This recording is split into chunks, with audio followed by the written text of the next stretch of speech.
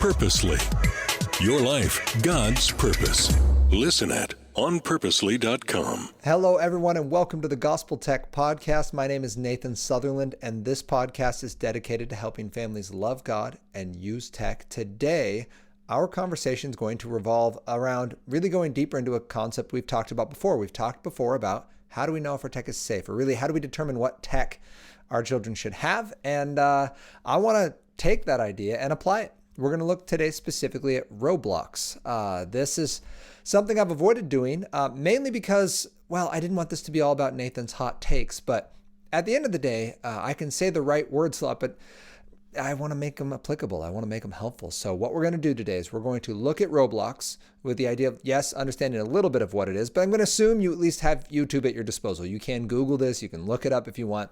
So we'll talk more about the three steps of determining new tech for our kids. We've done it before with smartphones, with video games in general, but today we're going to talk about, is Roblox safe? Just first and foremost, as a parent, what would my answer be? And as we look at the research, what should we be looking for? The second would be, is it a good fit for our family? And we're going to walk through just with Roblox, maybe making allusions to some other ideas, but just with this particular game, because it is growing so rapidly and I'm getting so many questions about it. And the third being, is it a good fit for our child? Does it support their purpose? And at the end of this conversation, we'll have two things. One will be more, experience in how to walk through the conversation of new technology, and we'll have addressed thoroughly Roblox because again, people are asking a lot, and I want to make sure I'm doing a good job with that. So I think this is at least a solid start. So with no further ado, let's get this conversation started. Welcome to the Gospel Tech Podcast, a resource for parents who feel overwhelmed and outpaced as they raise healthy youth in a tech world. As an educator, parent, and tech user, I want to equip parents with the tools, resources, and confidence they need to raise kids who love God and use tech.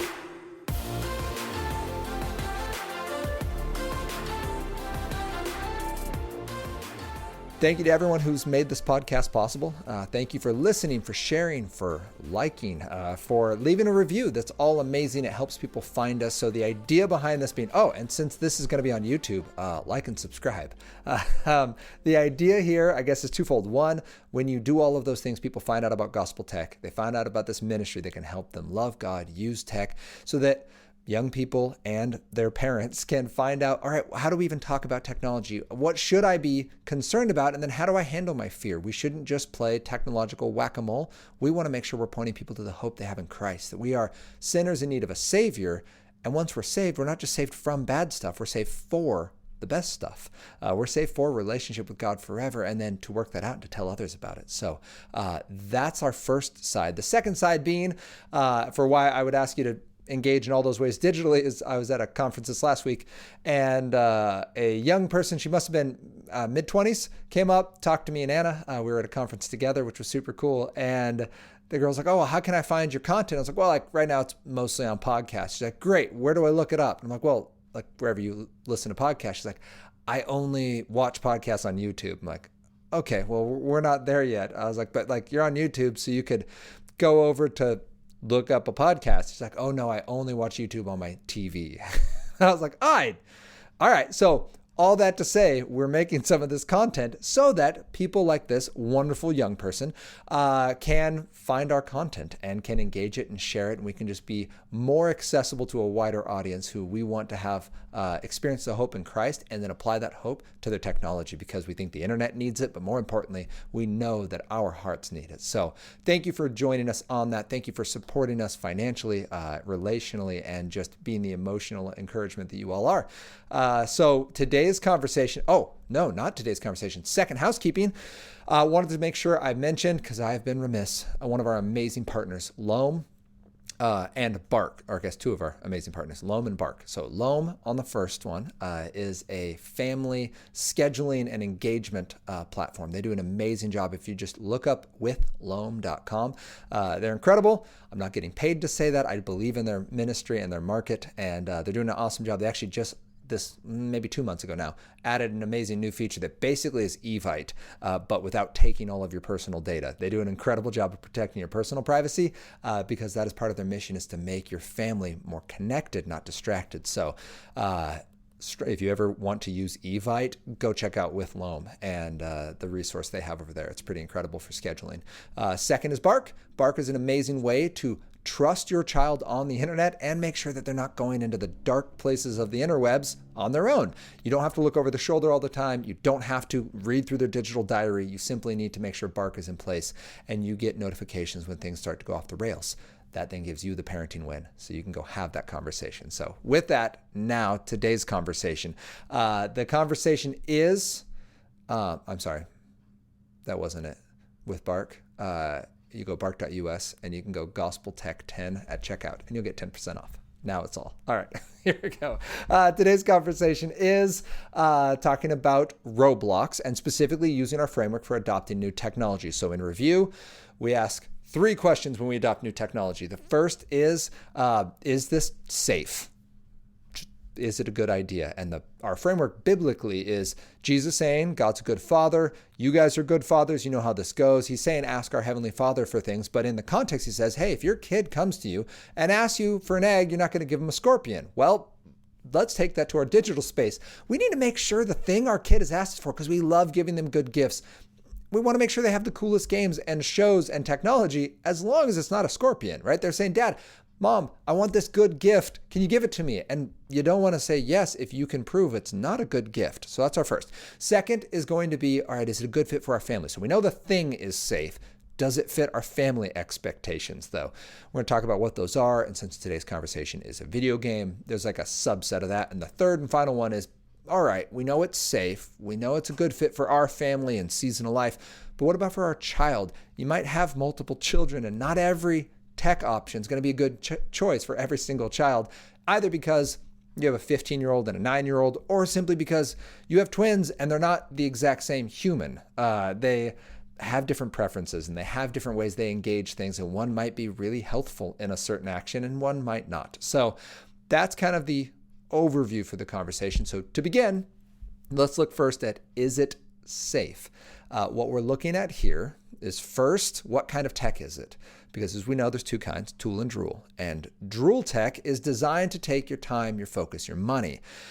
So with that in mind, we immediately know, all right, if it's drool tech, we just need to acknowledge that it is designed to distract us. It's designed to fight our good decisions. You go there for one reason, to belong, to have friends, to enjoy yourself, to experience something exciting. And its job is to make sure that you stay longer than you meant to, or that you come back more often than you would have otherwise, or you spend more money than you had planned.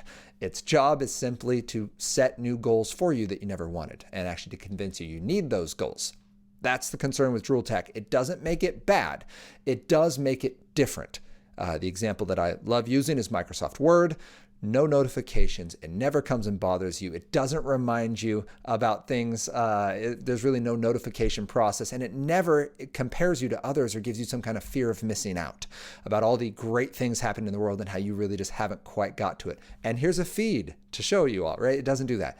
On the flip side, something like social media or video games, they're often built with little micro goals to get you trained into behaviors of retention, to get you engaged in a game and to get you to stay there. Yes, you want to have fun, but this is convincing you why you should keep playing, which is why so many gamers have been in the spot where they're playing a game and you go, do you like the game? They're like, I used to. Why do you keep playing it?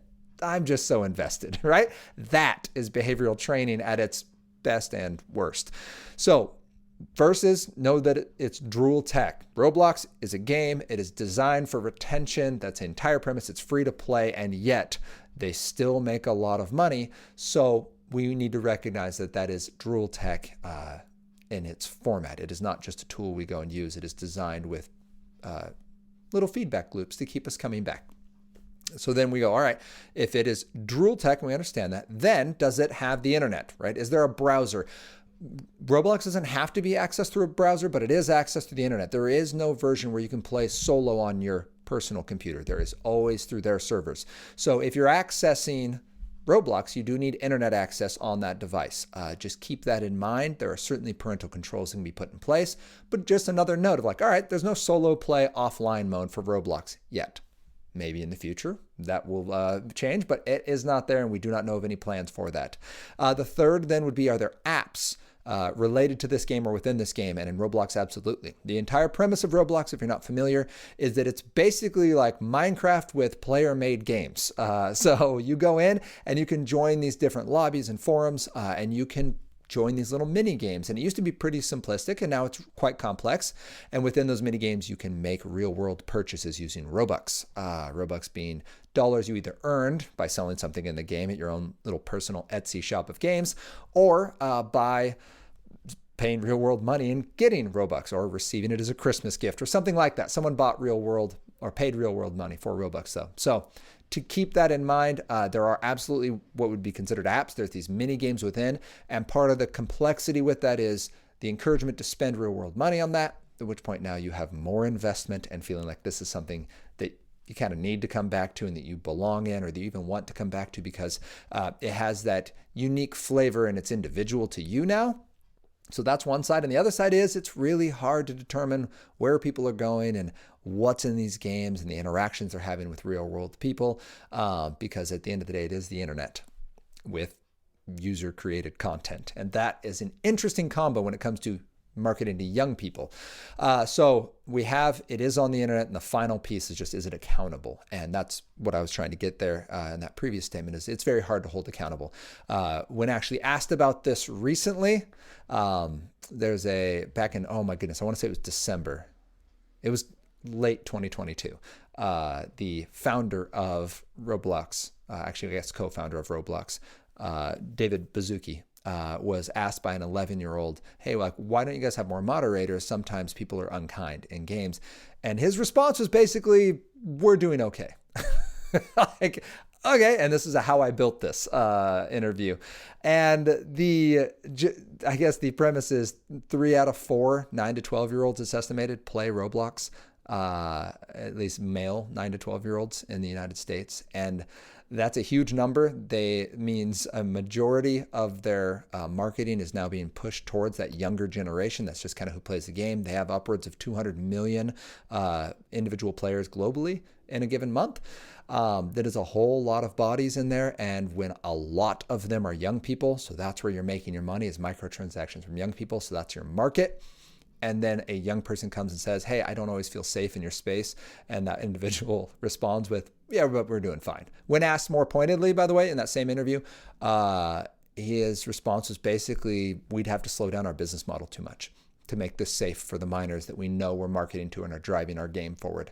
So I tell you that context because when we look at, can this be held accountable? The answer is no. Not because no one can do it. Like Google found a way that in 0.5 of a second, it can give you 1 billion results, and it can block all the naked ones when you're in safe mode. Like, it can do that. You can't tell me that somehow that's easier to do than making Roblox safe. Like, the Falcon 9 rocket boosters can land themselves so they can be reused later. You can't tell me that that's somehow easier than keeping Roblox safe. At the end of the day, it's not that it's not possible. It's just they're not really motivated to make it happen because they're making a lot of money, and it would slow the rate of money. And now they're a publicly traded company. And he was pretty clear. His main emphasis is keeping the money flowing, not keeping the kids safe. So when we look, is this game safe? Roblox is not safe for your child. It's not all bad. There are upsides to it.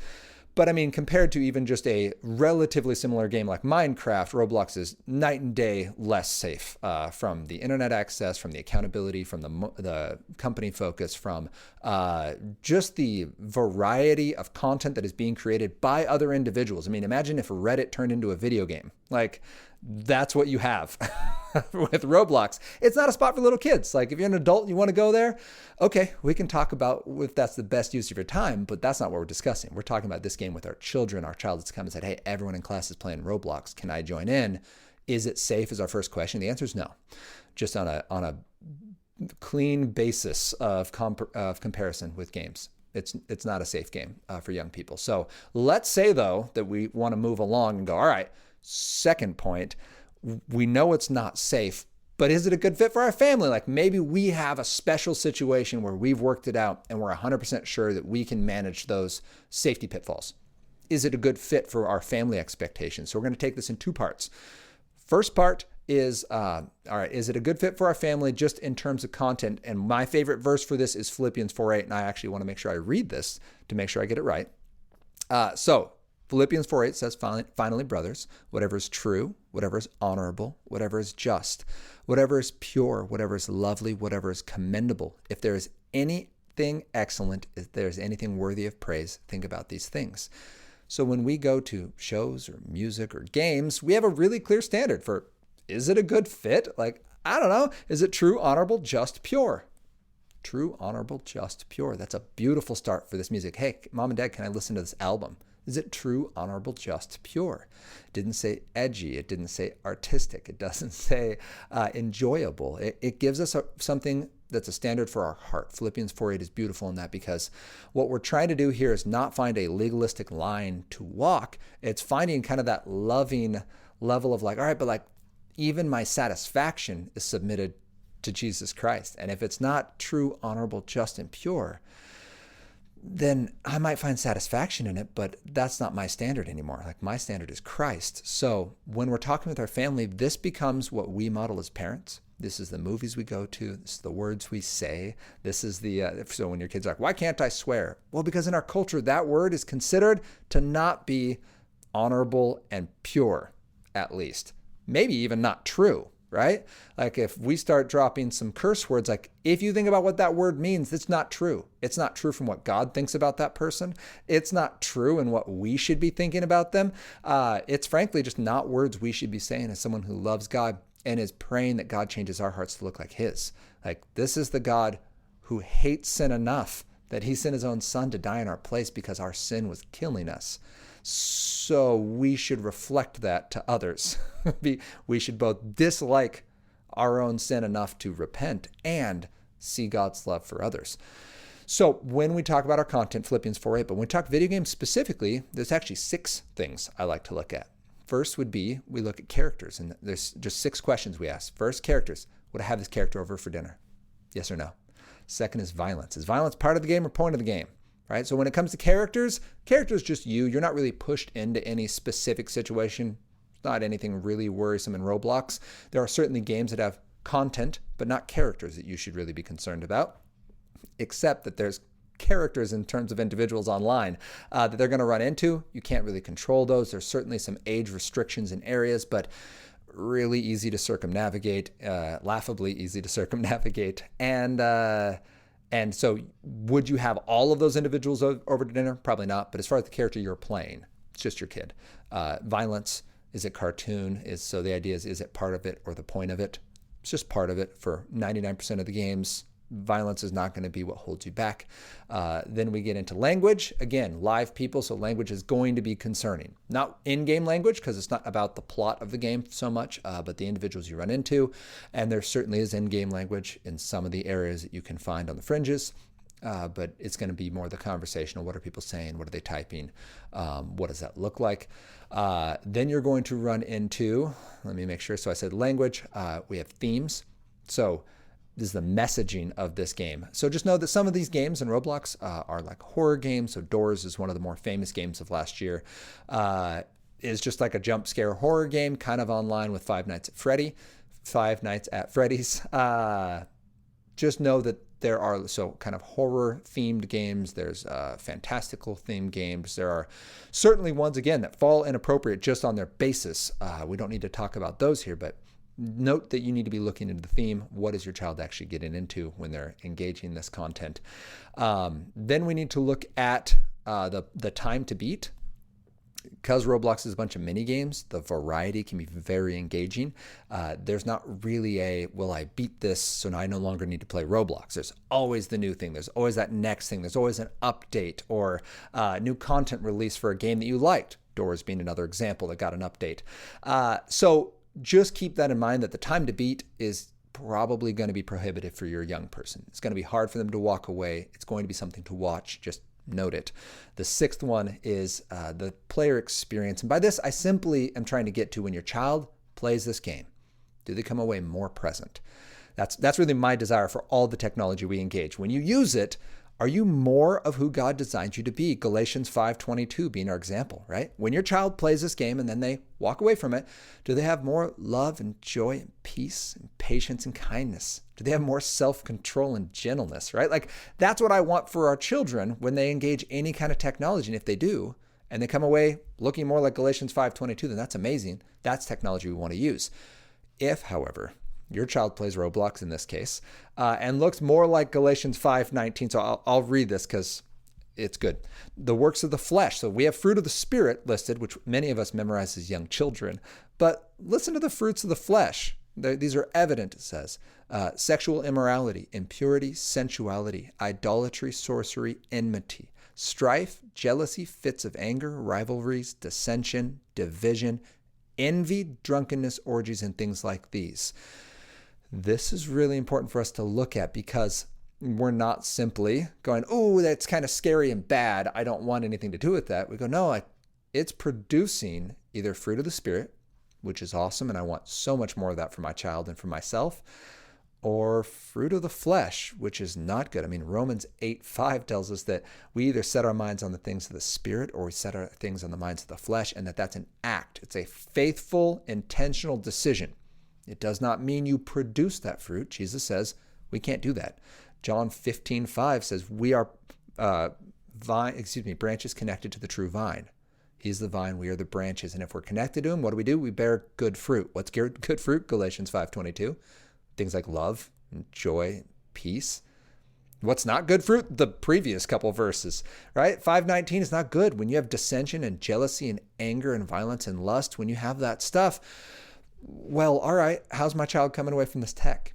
It's a nice way when we look at any video game to assess, certainly Philippians 4:8, but further, look at these 6, right? Well, how do we walk through that? So the player experience, and I have found personally in my work with young people, in my personal gaming experience, if it has microtransactions, meaning you can buy things in game, if it has competitive online play, like there's a pro league of this game, so something like a Fortnite, I have found the game experience tends to drift into an unhealthy area and bring out some of the worst. Again, depending on the age of your player, depending on their personal maturity, this is what you're looking for. We've talked previously about using a reset, looking at our relationships and responsibilities, emotions, sleep, enjoyment, and time. It's another way to do that, right? When you say, hey, for the game experience, if my child is more present, look at their reset. Is their reset improved or impeded by this game? So that's what we can look at. Is the game safe? Does it fit our family? And is it a good fit for our child in this season at this point in life and time? And the hope in doing this conversation is you can look at a game like Roblox and you can start and go, hey, son or daughter of mine, he came to me and asked, can I play this game? I've looked at it. It's not safe, right? We looked at, does it have internet and browsers? Does it have apps? Is it tool or drool tech? Does it have accountability? It's just not stacking up for what our family is. So now we can either pick an alternative. Again, something like Minecraft might be an option for your family if you are like, we're just going to play this on a local computer, or we're going to do a shared server with friends, or dad runs it. I had someone at a previous talk came up and was like, yeah, I run a server for my son and friends. Cool. I couldn't do that because of my technological ability, but if you have the know-how, that could be really fun, and your family knows how to do it, and you've got your limits and expectations. Great. Then we look at, what about our family though? In this season of life, is this a good fit for our Philippians 4:8? And then is it a good fit just based on its grade as a video game? And again, Roblox, I would encourage you to look elsewhere for fun. I think there's perks to it. There are good parts about it. I do not think it's worth the fee of entry, especially with the leadership they currently have and the mindset they have about what this content is and who's there and how they're going to control it. There's other ways to have fun. I think it's a little too far for fun at this point. Third would be, what about for my child? Do they produce good fruit? And this is just your personal level. When you watch your child play this game, when you watch them engage it, have that be an ongoing conversation about all the tech they have. But in this particular game, I would ask you, if your child's already in on it and you've already given the space, you have the expectations, you've already decided it's safe, it fits, and your child is playing it, then simply watch for ensuring that they're staying fully present, that this isn't becoming the apex of their life, that this is what they go back to and everything else wilts. Yes, it's creative. Yes, it's engaging. Yes, they have friends on there, but none of those are our standard. Our standard is to look like Christ. That's why Galatians 5:22 is our standard for what's produced in playing these games. But this idea that, sure, everything is permissible, but not everything is beneficial. Everything is permissible, but not everything builds up. And we want that idea that everything we're doing is making us more like Christ, right? It's building us up in the way we should go, and it's not distracting us from it. That also helps us ensure that we're being healthy with our fun, because even our time is borrowed at this point. Like, we died with Christ, we rose again to new life, we are new creations, saved for good works, as Ephesians 2:10 reminds us. And we want to make sure that our children are seeing that, because that's what Proverbs 22:6 is talking about when it says, raise your children up in the way they should go. We're not just getting their games right, we're getting the attitude and the heart of submissive and living in God's gracious goodness on a daily basis, including with our games. So I hope this was encouraging and helpful. So when you think about Roblox in this case, you can now have a conversation with your 6-year-old, because 6-year-olds can have this conversation, or your 16-year-old. I hope that it helps you have a technological conversational win, if I can use that phrase, that you'll get a win in this conversation, not a victory over your child, but a victory with your child, right? You're not fighting your child when it comes to technology. You're fighting for them. And that's really important, I think, for us as parents to recognize that this isn't just, I need the right answer so that I can win so my kid won't get messed up. Like, they're already messed up. They already need a savior. It's not your fault. And the goal at the end of the day isn't that they look more like you or they look more like me. The goal is they need to look more like Jesus. Them looking like you and me might actually be the problem. So this is a win to have this conversation with your child, to talk through safety and family expectations and your child's purpose and whether this supports it. And then whether you decide yes or no, again, that's not the point. The point is, how'd you get there? And what are you going to do next? If you need help building a family framework, kind of that conversation around how do we even talk about tech as a family, just we need a starting spot, check out the Gospel Tech Workshop. You can go gospeltechframework.com. I had to make sure I got the link right, but gospeltechframework.com. No, gospeltechworkshop.com. Yeah, that's why I had to think of it. All right, it is gospeltechworkshop.com, is the family tech framework. That's why my words got switched. And you can go on there. It's an online course. I also do live presentations, so you can bring me into your church or your small group or your CC, and we can run through how do we make that? But first, we want to have these conversations about how are we walking out our faith lovingly in this area of tech. So I hope this is encouraging to you. I hope it was helpful. If it was, would you consider sharing it with someone who might be able to benefit from this? And would you join us next time as we continue this conversation about how we can love God and use tech?